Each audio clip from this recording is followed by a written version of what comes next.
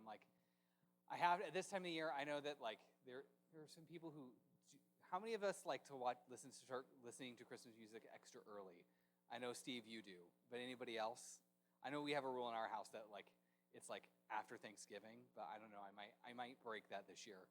But you might have noticed that the holidays are upon us again within the annual emergence of the Christmas cups or the holiday cups at your favorite coffee shop, or the Christmas trees emerging from Costco like that happens every year. I know for me, I love Christmas. I love this time of year, and I'm so ready for Thanksgiving and all that stuff. But I also know for others that this time of year is complicated, right? Can we all and that there is a palpable heaviness when it comes to things like Thanksgiving and Christmas, and I know because of where we're at culturally that you might even be heading into your family's Thanksgiving with dread, being like, oh no, there's going to be my uncle, my dad, my mom who has political opinions, and it's going to be a fraught time at the Christmas at the holiday table. Yep, this is a time of year where people are really happy, also a lot of anxiety, and oftentimes the holidays, even though they're thought to be as a time where we're supposed to gather with family and be thankful and happy, it's just fraught. It's fraught for a lot of us, and it actually, I think, for a great deal, many of us, is filled with a lot of loneliness and loss and with the ache of estrangement, right? A lot of us have family members who are estranged, and it can feel heavy. In fact, one study done recently they found that they kind of did a kind of an estimate in a poll. They said about 1 in 4 people are estranged for a family member, be it a parent, a child, a sibling, or a grandparent, which is quite a lot of people. If you put that into context of how many people are in the United States, that's about 83 million people. That's quite a bit. And even in my family, I have estranged family members, right? On my mom's side, I have 2 uncles who I've never talked to, and then I have another aunt who's kind of estranged from the family. And so it's this is real, and maybe you find yourself in this situation. But each and every estrangement is unique, right? I think Tolstoy is correct when he says all happy families are alike, but each unhappy family is unhappy in its own way, right? But I think that our pains can be very personal and individual, and each situation has its own histories that make comparing, the difficulties that all of us may be facing, makes them difficult to compare each other. Joshua Coleman, a psychologist and author of the book Rules of Estrangement: Why Adult Children Cut Ties and How to Heal the Conflict, noted in a recent interview, estrangement is becoming more common, and troublingly, I think, becoming more acceptable. There's a kind of social contagion that's happening through things like Instagram, TikTok, and Reddit. It's a huge problem for our society. We have a culture that's very rich in the language of separation, individualization, and labeling, but completely impoverished around the ideas of connectedness, interdependency, and mutual reliance. And I was I heard that, and I was like, boy, that feels spot on to me. I see this in the lives of my family. I see this in my own life, in the life of my friends, and I even just see it in the internet too. I'm a millennial. I spend time on the internet, and I see things like the rise of social media influencers and therapists like Patrick Teahan, who he effectively has built a whole career supporting those who are estranged from their families. He even has a test that you can go online that says to rate how toxic is your family, and if you should go no contact with them. And I was like, wow, this is where we're at nowadays. I took the test. I will not tell you how toxic my family is. Because that doesn't matter to me, honestly, because there's something deeper here. And something that I'm noticing is that the voices that that call us to seek to restore relationships are becoming more and more marginalized. So while many of us are becoming more aware of our emotional needs and prioritizing self-care and personal boundaries, which I think is good in a lot of ways, and I don't want to discredit that, it does come at a cost. It does come at a cost. And so while I definitely think that there are times for estrangement, like I do think that there are situations where tactical distancing is important. So I'm not denying that there aren't ever times where that's the case, right? Like physical and sexual abuse, right? If you were sexually abused by your uncle, probably not a good idea to spend Thanksgiving with that person. But with that said, I think that we are beginning to cut off people for less severe reasons, because perhaps we dislike them, or we label them as toxic because of certain lifestyle choices that we disagree with, or maybe because of political opinions that we don't share, right? Like who they voted for is matter. Like I know in my family, I'm just not my immediate family, but extended family, I have a couple of my aunts who don't speak to each other because of their political opinions, and so it's so far. And this kind of shows us kind of a landscape, we're quick to just cut people off, and realizing that maybe we need each other more than we realize. Maybe in our conflicts we're becoming more just avoidant in general. And I think that we're losing out. We're losing out on lasting pieces. Because I think this is super true. Because it's the empty chair that often takes up the most room in our soul, right? This is the ache that we feel, that when we sit around the table and we can feel that emptiness. It becomes the most palpable thing, and I think it tends to drag us down. And I'm not saying this from I'm bringing up all this as I've had my own lives where I've wanted to cut off people from my own family. So I understand personally kind of what's at stake here. And the Bible is actually no stranger on the topic of estrangement. And it's really, if you think about it, the whole story of the Bible is a narrative around estrangement and reconciliation. It's a cosmic level, right? That at the very beginning of the Bible, we have an estrangement from each other, from God, creation, and even ourselves. But it ultimately comes to fruition and culminates in reconciliation through Christ, and that we have a new creation, new selves, a new relationship with God, and a new community of people, right? That we can be restored in a new way. Now, if you haven't been here a while, or if you've missed, or you're new, we've been in a series dealing with conflict resolution, and kind of the Christian response to conflict resolution, and how Christians should respond to conflict differently than the world does. And last week we focused on forgiveness, and this week I want to kind of finish up in the other half of forgiveness, not forgiveness, of reconciliation. We talked about last week forgiveness. This week it's about reconciliation, and it really is. Reconciliation is ultimately the culmination of peacemaking. It is really the end goal. And I know that for some, it's just forgiveness is just enough. I don't need to reconcile with these people. And I would say that the Bible's hope is that we would be reconciled to one another, that the goal of relationships are restored. And we see that this is the heart of Christ, and it's the heart of the gospel. The gospel is a story of reconciliation between God and man, and humanity, and reconcile between humanity within itself and each other, and the fruit of this is what we're seeking. And so I think that it's just not enough that we just can be I just can forgive. We really need to work towards reconciliation. I know that can't always happen, but I do think that should be our intention. Our intention should be reconciliation. Conflict resolution for Christians ultimately then isn't aimed for winning or getting what we deserve or our rights. The goal is relationships restored.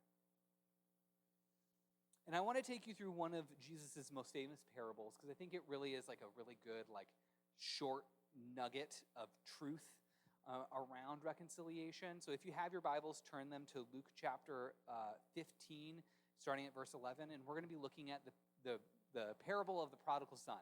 It is like the most classic, most beautiful, memorable story in the Gospels around, this issue of conflict and reconciliation. So if you get there, it's right after. It's kind of in these are all in the context of things being lost and being found. There are three parables back to back. Luke chapter 15, verses 11 through, what is it? It's the end of the chapter.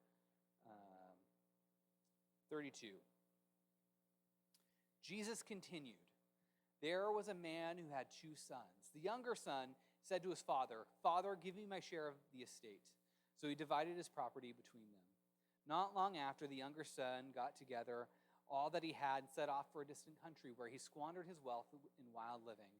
And after spending everything he had, there was a severe famine in the whole country, and he began to be in need. So he went and hired himself out to the citizen of that country, who sent him to the field to feed pigs. And he longed to fill his stomach with the pods that belonged to the pigs, to fill his stomach with the pods that the pigs were eating, but no one gave him anything. When he came to his senses, he said, 'How many of my father's hired servants have food to spare? And here I am starving to death. I will set out and go back to my father and say to him, Father, I have sinned against heaven and you, and I am no longer worthy to be called your son. Make me like one of your hired servants.' So he got up and went to his father. But while he was still a long way off, his father saw him, and there he was filled with compassion for him and ran to his son, threw his arms around him, and kissed him. Then the son said to the father, 'Father, I have sinned against heaven and against you, and I am no longer worthy to be called your son.' But the father said to his servants, 'Quick, bring the best robe and put it on him. Put a ring on his finger and sandals on his feet. Bring the fattened calf and kill it. Let us feast and celebrate, for this son of mine was dead and is alive again. He was lost and he is found.' So they began to celebrate. Meanwhile, the older son was in the field, and he came nearer to the house, and he heard music and dancing. So he called out to one of the servants and asked him, 'What is going on?' 'Your brother has come,' he replied, 'and your father has killed the fattened calf because he has him back safe and sound.' The older brother became angry and refused to go in. So his father went out and pleaded with him. But he answered his father, 'Look, all of these years I've been slaving away for you and never disobeyed your orders. Yet you never gave me even one young goat that I could celebrate with my friends. But this son of yours, who has squandered your property with prostitutes, come home, you killed the fattened calf for him.' 'My son,' the father said, 'you are always with me, and everything I have is yours. But we had to celebrate and be glad because the brother of yours was dead, is alive again. He was lost and is found.'" This parable of Jesus in the context is, like I said earlier, of things being lost and found. And you could even hear it a couple times, like in the parable itself. And the joy that it should fill us when people ultimately come back to faith. And in particular, Jesus is telling this parable, addressing complaints from the Pharisees who are upset with Jesus, hanging out with notorious sinners and tax collectors, being friends with them, even letting them follow him. And this was like too scandalous for the Pharisees. And so he's responding to this. He's just like, you should be glad that these people are repenting. And he kind of gives them three different stories, kind of riffing on the same theme. But they kind of culminate here in the prodigal son. And it shows God's own heart and desire for spiritual reconciliation between him and sinners. And each of these characters, I think what I love about this parable is that each of these characters has a lesson for us when it comes to reconciliation. And I think this is important because all of us, like all three of these characters, the father, the elderly son, and the younger son, we all have these characters like inside of us. We can, depending on a particular conflict, depending on a particular estrangement, we could fall into one of these categories. right? In relational brokenness. And I think that this invites us into a way of being. And as we meditate on the different characters in the stories, it can help us to correct us to do certain things. So I think that there's errors with each of the people that we could fall into, but then it also gives us a pathway towards reconciliation. And in here, I think that there's like kind of like a way to shorten it, as like there's with reconciliation, there's like there's a path to reconciliation. There is returning, restoring, and remembering no more. These are like if here's like the path of reconciliation. I think these are it. And first, I want to look at the younger son, and what we see is that he seeks a reunion and returns. Right? Reconciliation begins with a desire to go back to the relationship. If you don't care about the relationship, you can't have reconciliation. We're not told exactly what the younger son wanted, right? Like why he wanted his inheritance early. But what it communicates to the father and to the family is essentially, you are all dead to me, and I don't want anything to do with this family anymore. Please give me what's owed to me as a son and just like leave me be, right? And we kind of get this dead to me language because right, the father he brings up like a son of mine who is dead, right? The son basically wants to be like nothing to do with his family anymore. He wants to excommunicate his family. He's saying that like you're all dead to me. And I think we're given kind of a clue maybe why he wanted the money. Because he runs and goes and lives like a wild lifestyle, sleeping around, getting drunk, squandering all the wealth that his father gave him in a faraway land. And as a parent, I feel like I can like read into the story just a little bit, and what I see is a son bristling under the authority of a father. No doubt, I'm sure that there was a series of conflict between the father and this younger son. And, if I'm going to kind of read into it, I think that probably the father was attempting to discipline his son, and his son didn't want to hear it anymore, right? The son didn't want to hear his dad's advice anymore. And I think this younger son stands in contrast to the obedient older son, the elder son.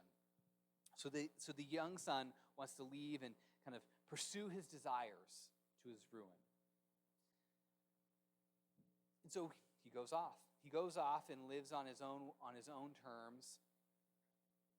And when eventually, and it's like we right, when we're young, we want to like rebel against our parents sometimes. Oh, they don't know what they're talking about, and like there is this part of us that we like kind of want to like push away from our parents, and we kind of understand this, but when his poor choices all kind of like catch up to him, and we don't even know how long he was out of the picture. It could have been a long time. We don't know how wealthy he was, but like it could have been years, right? By the point he was penniless, there was also a famine. And so then like all of these kind of choices kind of came up, and he's kind of starting to face the consequences. And he kind of hits a rock bottom where he's desiring, so he ends up being a pig herder, which would have been, and if you think about it, if this is we're assuming that this is a Jewish context, that would be like pretty low. Like he's having to like tend unclean animals, probably working for a Gentile, hanging out with Gentiles, and he's just craving to eat the pig slop, essentially, and he can't even eat that. Like what? Like that's rock bottom, right? And how many of us, like we could relate to this, right? Comes to his senses and realizes his error. And a lot of us, like in family context, sometimes it's like we might think we're like doing the right thing, and we want to like rebel, right? We want to we want to like live our own choices, do our own thing, and we just kind of like, and it comes to haunt us. But then there's like this part of us that you're just like, you get to the end of the line, and you're like, you know what? Like I really do think I like kind of messed up. And then you see something. You see an ember, right? Of he wants to go back because he remembers his dad's character. He's like, my dad's servants, they at least were fed, right? And they had like leftovers, and like maybe my dad wasn't like so bad after all, and maybe he had some wisdom there in the first place, and And he's just like, it's like, it wasn't actually all that bad back then. And so then he desires a reunion. The kindle of the relationship starts up again. He wants to come back.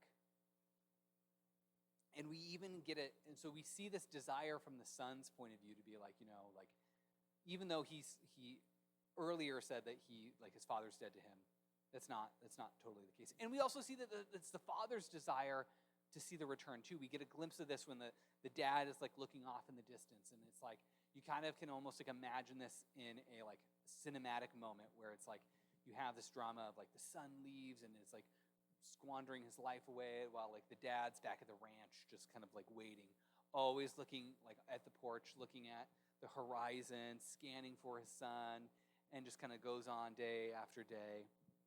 And you kind of see that both parties want the relationship to return. And I think that that's like something that's super key. You can't have a reconciliation until both parties want to be with each other, right? It's really impossible to really have a reconciliation if there isn't sort of like a mutual desire, a mutual yearning for a relationship. And I think that that's like the first thing that we can think about is cultivating positive feelings for the people that we are estranged from. If we want to seek reconciliation, we need to start doing that. We need to, and this is why like forgiveness is so important, because without forgiveness, we can't cultivate that desire. We just are going to be stuck in our resentments. And so we need to, so when we can forgive and start cultivating that desire, that's so good. And so if you're struggling with a person in your own life that you're like, oh man, like maybe take some time to think about like what are the good things about that person, the things that you probably liked about this person before you had your falling out. And the next step is returning. The younger son, he repents. He turns his life back on his old ways. And likewise, reconciliation can really only occur if people really want to repent from their errors. Most conflicts aren't usually clear-cut. Usually both sides have problems. Both sides have erred on some way. And both sides have to kind of like agree that like, they didn't act accordingly, right? And that they both have to be willing to be like, like I'm willing to own my stuff. And here in this situation, it was probably a little bit more. In some conflicts where it's like you didn't do anything wrong and you just want to like, you want the person back, right? Sometimes that's also the case, right? In this person, like the younger son is the one who kind of repenting, and it's not as a nuanced of a story, but if we want to seek reconciliation, we're the ones who caused the rift, or we have some responsibility in it. We need to acknowledge the harm or the offense that we have committed and take responsibility for our actions. Now, I want us to notice here also, notice how the younger son, when he decides to go back, he doesn't expect to be forgiven, right? He's accepting the responsibility of being like, I said I wanted to be dead to my family, and so I'm going to honor that and say, like, I'm no longer willing to be even considered to be a son. And I was like, wow, that's like kind of intense. But what I see here is that there's a willingness to accept the new reality, being like, I caused this problem. I've wasted all these things. I've wasted all this money. I'm not fit. I'm going to accept the consequences, what they may be. He's willing to accept that I started this new relational dynamic, so I'm gonna keep by it. But at least it's better to be a servant in my father's house than to not to be starving out here in a faraway country. And so what he does is he goes back. And if you identify with the son, maybe and you're like struggling with an estranged relationship, maybe it's time to say you're sorry, to make amends. Amends to the people that you've estranged with. Maybe to be willing to accept a relational dynamic that's less than ideal, or it's not going to be the way it always was, in order to like regain trust. And maybe if you're like the father in the situation, maybe to even just to be like, hey, like to show that you still care, right? If it's been a long time, maybe it means just like sending a Christmas card, or, like maybe in a small way to show that you still desire that person, you still care for the relationship.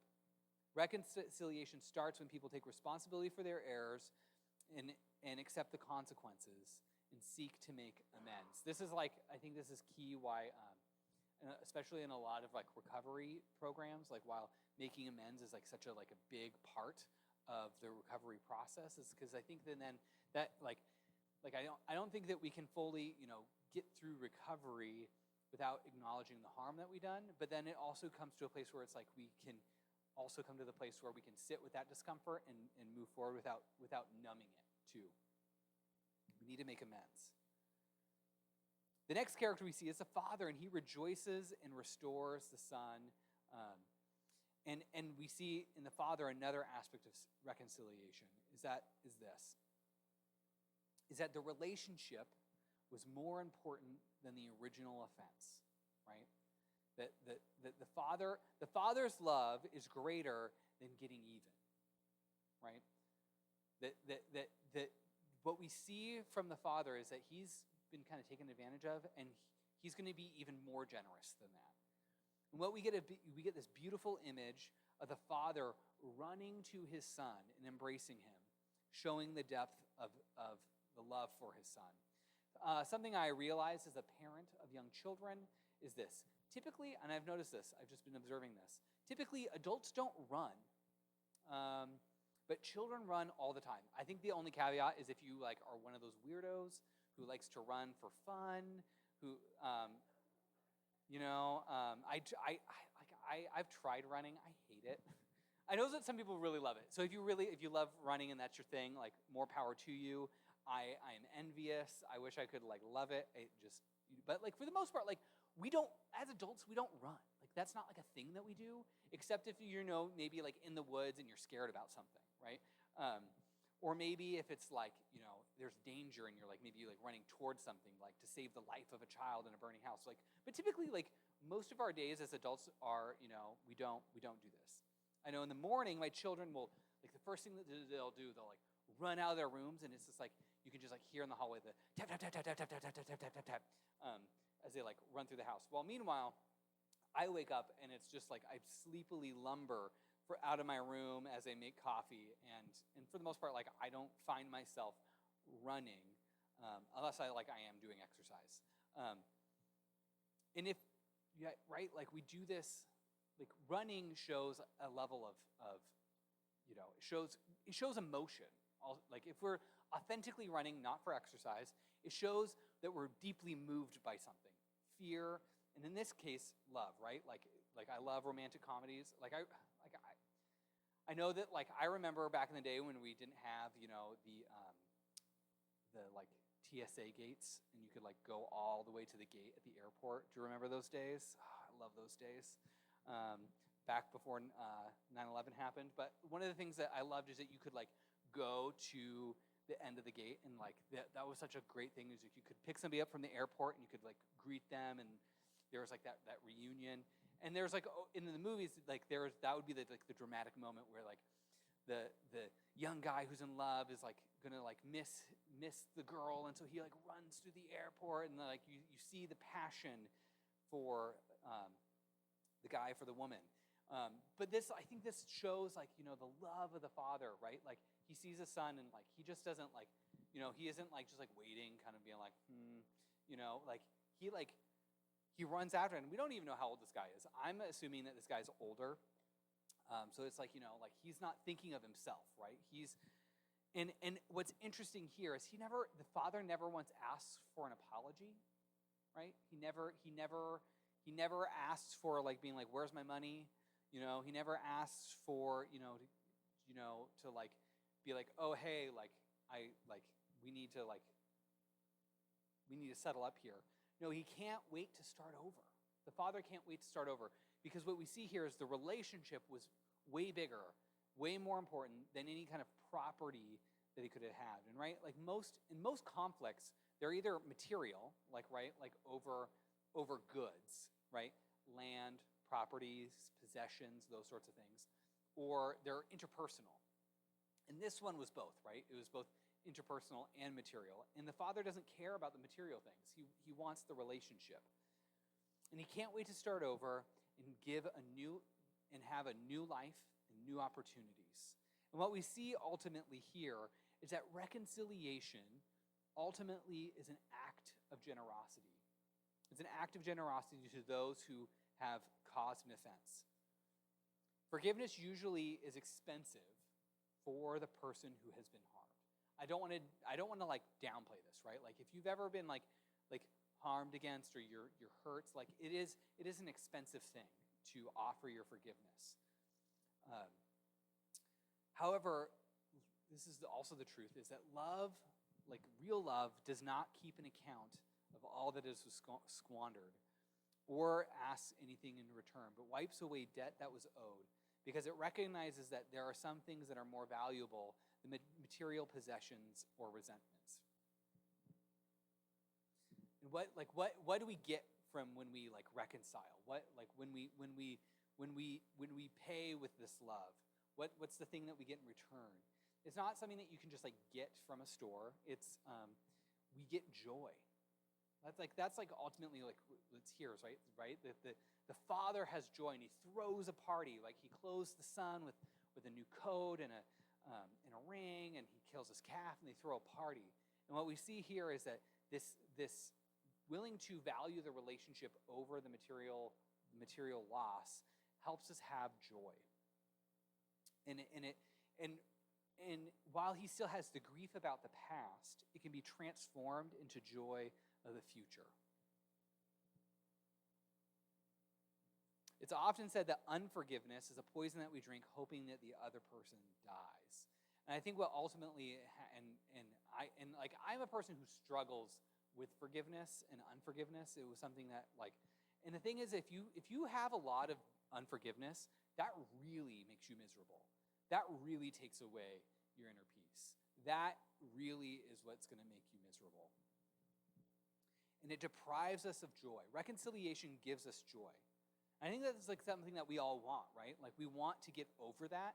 You're not going to get over those feelings of misery if you just like can't move forward, can't forgive.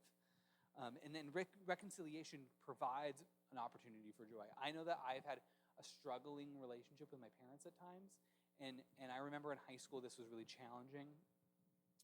But I've noticed that now, as an adult, as I've worked through these things and worked these with my parents, I have a lot more joy in this relationship now that I've ever had. And and so now when before I had all this pain in my own personal life, I've seen that there's been a transformation that occurs. Now, this wasn't easy. It took years. Things aren't all better, right? I still there are things there that are dealt with, but I have found that I have seen this in my own life. And so perhaps you see yourself more in a position of the Father, the one who has been harmed, the one who, was the one that was the victim, if you want to say, the person who was ultimately taken advantage of. And I would offer to suggest to you, maybe it's time to let go, maybe it's time to forgive, and maybe it's time to value that relationship in a deeper way, to peer in and look with the eyes of love. And then this leads us to the final character of the parable, the elder son, the older one. And what we get here isn't so much an example of a warm, fuzzy feeling of this is what reconciliation can look like, but kind of a warning, right? This is like the elder son, he is angry that his brother has returned, right? And that he's angry because his father's throwing a party for the younger brother, and he's stuck remembering the past and by himself, right? Because in the sense, this could be named the parable of the two prodigal sons, because when one leaves, the other when one leaves and then comes back, the other one leaves, right? Like we're left with the end of the parable with the older brother sitting outside, away from everybody else. So really the father has just exchanged one son for the other. Instead of joining the festivities, he remains outside. And we see that and I think what we can see here is that the trouble is our memories can often get away in reconciliation. If you've ever been seriously hurt by somebody, You can know how our memories can, you know, can get in the way. The father and the younger son can both forget the past and look for a new future. Meanwhile, the older son remembers. The older brother is the one who continues to remember and ironically is the one who's left out and is unable to reconcile with his family now. So and what kind of causes his undoing is that he has this attachment to the rules and the norms, right? He's the obedient son. He's the one that was devoted, and he's expected to be rewarded, right? And we would all get this, right? We're all we believe in meritocracy. You follow the rules, you should get what you deserve. And he's earned a good place with his father. Surely he should get gifts and be, spoiled, and it doesn't happen. And I recently watched a movie, and it was a drama about fathers and sons, and it kind of there was the one of the sons who was wild and crazy. He had the love of the patriarch, where the older, more obedient son always was despised and hated, and it caused a rift between these two brothers. And you kind of can see this is a theme that I think often, right, that there's sometimes if you're the person in a relationship and you do all the right things, sometimes it can feel like you deserve something. And what we see here is he's just lost in a sea of resentments and he's really turned inward. And what's interesting here is that the father is looking towards the son, the younger son. The younger son is looking towards the father, but the older son, he's only thinking about himself in this moment. Reconciliation, I think this is the other hard part about reconciliation, is that it requires us to die to ourselves, right? Oftentimes, when we're in a problem, we're working at it from this is what's I deserve this and I want this, and it's really when we live for others and value them in some way that is greater than ourselves, do we really can kind of move beyond some of our problems. The younger son had to die to his hedonistic desires and lusts, while the father had to die of his claims of debts. Yet the older son was who was an outsider. We see that the father comes and turns to him and urges his son to come in, and the elder son is complaining, and the father responds, you've always been here. You've never lost the relationship. What's your problem, right? You've always been with me. Come to the party. Your brother who was who we never thought we were ever going to see again, we get to see him again. This is great. In our highly individualized age, I wonder if our heightened sense of self is causing us much of our misery in our current moment. If we could just stop thinking of ourselves momentarily and about the past, perhaps we might feel a little bit freer and filled with more joy, just like the father and the younger son. And I think that this is the hard part about conflict, is that I think a lot of us want to nurse these feelings, and we get so self-oriented. But I think ultimately what we need to do is we need to lose ourselves a bit. We need to lose ourselves for the relationship. And so maybe you identify with the younger son, and you can't forget the past. I think that that's another reason why forgiveness is so necessary when we're dealing with reconciliation, is that forgiveness kind of allows us to forget a little bit. Doesn't mean that it erases everything, but and we don't know what's going to happen afterwards, right? This just is Jesus isn't trying to speak to everything. We don't. Maybe the younger son goes off and makes bad choices again, but maybe forgetting, maybe to just be I'm going to let that go once and for all. The parable of the prodigal son, I think, is a lesson of reconciliation, and it helps us reflect. Helps us reflect on the gospel. It's the heart of God, the Father, who desires for his lost sons to come home, and I say both of them. And it gives us wisdom for reconciliation in our lives. The younger son teaches us how to return. The father shows us how to forgive. And it also shows us the danger of remembering too clearly. And ultimately, when we can reconcile, it opens up an opportunity not for more pain, but for joy. Let us pray. Heavenly Father, we thank you for this. There's a lot when it comes to reconciliation. I pray that you would help us practice this in our lives in small ways as we go forward from here and we prepare for the holiday seasons. Maybe if we have struggles of reconciliation and estrangement and broken relationships, that we can work to try to work through them and hopefully to experience your joy of restored relationships. And in Jesus' name, amen. Go in peace.